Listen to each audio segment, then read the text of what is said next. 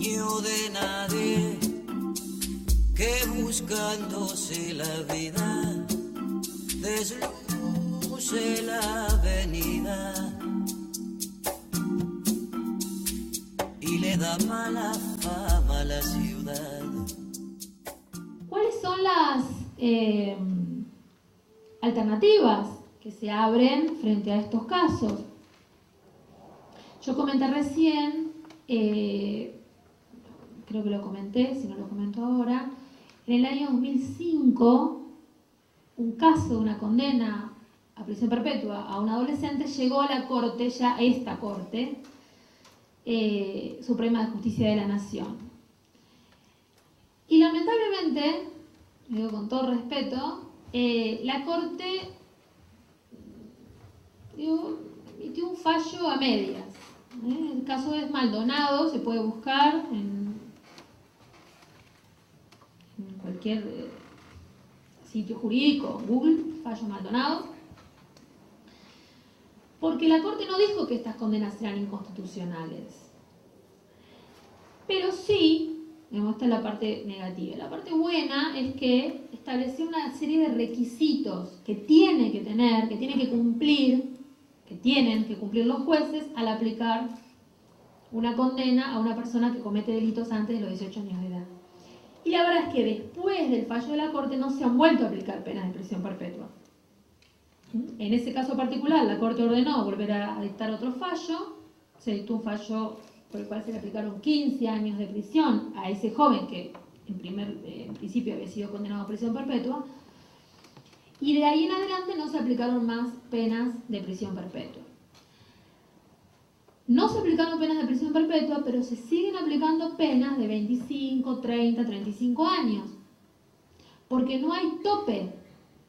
Digamos, no tenemos un régimen penal juvenil que establezca un tope de pena que se le puede aplicar a un menor de edad.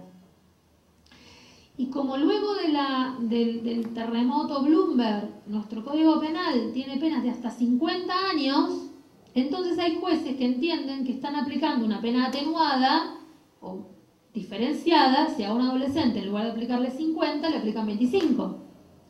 Lo cual también es absolutamente contrario al derecho de niños, niñas y adolescentes, a todos los principios internacionales que tienen que ver con los derechos de niños, niñas y adolescentes, porque es evidente que una condena a 25 años de edad también es brutal para una persona que tiene 16 o 17 al momento de que es detenido.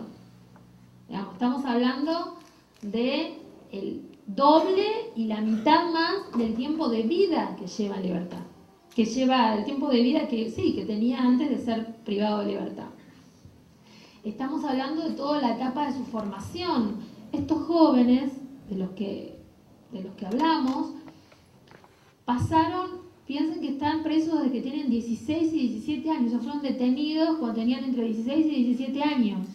Han atravesado toda su adolescencia prácticamente, toda su juventud, hoy están entrando en la cuarta década de su vida, presos, sin hacer nada fuera de la cárcel, salvo ir a otra cárcel, a un hospital, alguna que otra vez, o a un entierro, cuando se les murió algún familiar. No han ido a ningún otro lado, no han atravesado por ninguna de las situaciones que atraviesa una persona joven, no han hecho ninguna de las cosas que hace una persona joven a sus 18, 19, 20, 25 años, salvo estar presos. Y en las peores cárceles, porque una persona que es condenada a prisión perpetua tiene una especie de cartel en la frente, un cartel particularmente peligroso. En el ámbito federal, en el ámbito del Servicio Penitenciario Federal, esto implica que estas personas son alojadas en las cárceles de máxima seguridad que tiene el Servicio Penitenciario Federal. Y esto implica que son alojadas lejos de sus familias. Por ejemplo, en Chaco, en Neuquén, en Rawson, cuando sus familias son del Gran Buenos Aires. Es decir, que están alojadas en cárceles muy rigurosas, pero de verdad muy rigurosas, de trato y de vida, de régimen de vida muy riguroso, muy difícil, y además a cientos o más de 1000 kilómetros de su familia.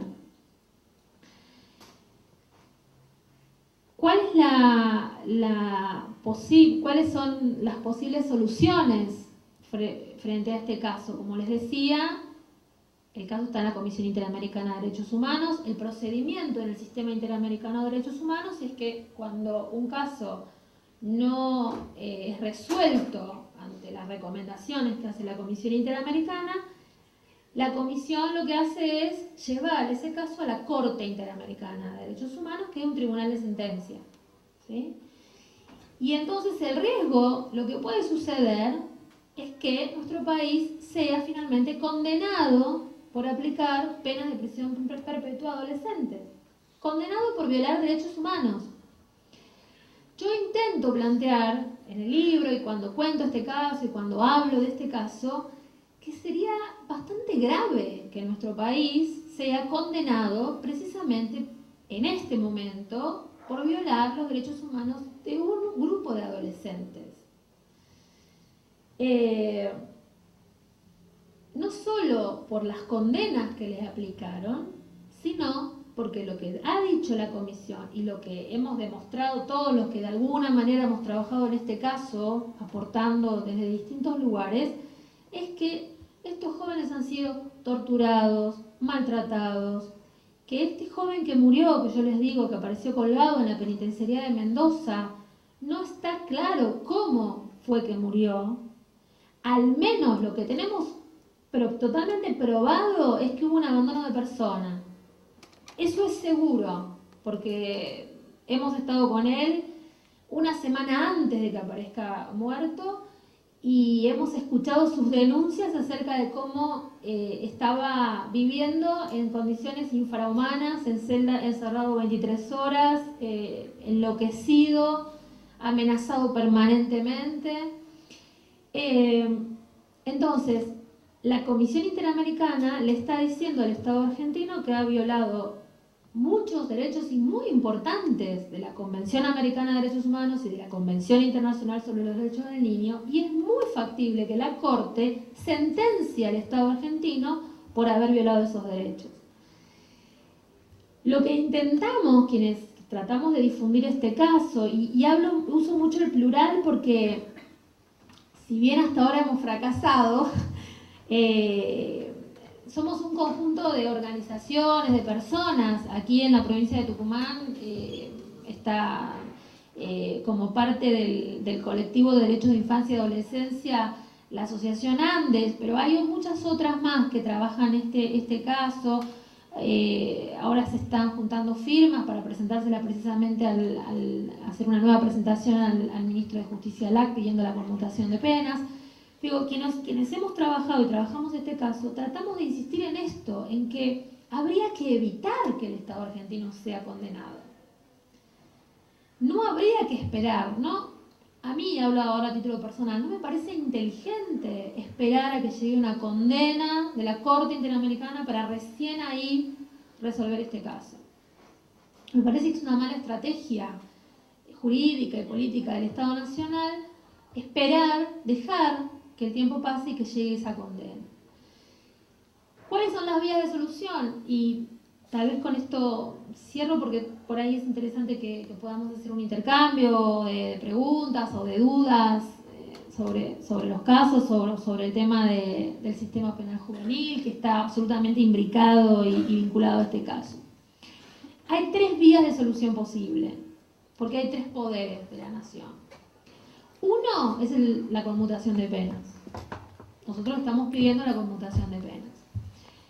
Yo quiero decir que acá me parece que hay una visión política que torna difícil aceptar la idea de conmutar penas, porque creo que hay temor al diario del día siguiente, ¿no? A la tapa de los diarios diciendo Cristina libera asesinos y Jarque libera asesinos, porque como 2 de los presos son mendocinos, la conmutación de penas de esos 2 la tendría que resolver el gobernador Jarque, y la de los otros 3 que son condenados por la Justicia Nacional, la presidenta.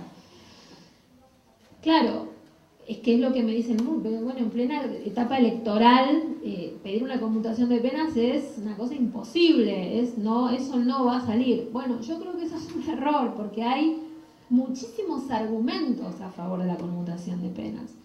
No solo porque corresponde, porque se han aplicado condenas que no se deberían haber aplicado, porque la Comisión Interamericana lo está pidiendo, porque ya han pasado 15 años presos, es decir, no es que estamos hablando de gente que hace 2 días, o 1 año, o 2 años que está privada de libertad, están hace 15 años presos. Y fíjense qué interesante, todos los proyectos de ley que hay en la Cámara de Diputados en este momento en análisis sobre un nuevo régimen penal juvenil, incluido el que fue votado por unanimidad en el Senado de la Nación, tienen un máximo de pena para los delitos cometidos por adolescentes de 16 y 17 años, de 7 años. Es decir, estos jóvenes ya cumplieron el doble de la pena máxima que unánimemente los senadores de todas las fuerzas políticas votaron hace 2 años, en julio de 2009. A mí me parece un argumento incontrastable. Es decir, si todos nos ponemos de acuerdo, los representantes de las provincias, en que no debe haber una pena mayor a 7 años, es un buen argumento, me parece un argumento absolutamente fuerte como para defender que se conmute las penas a personas que ya cumplieron 15 años, el doble de ese máximo.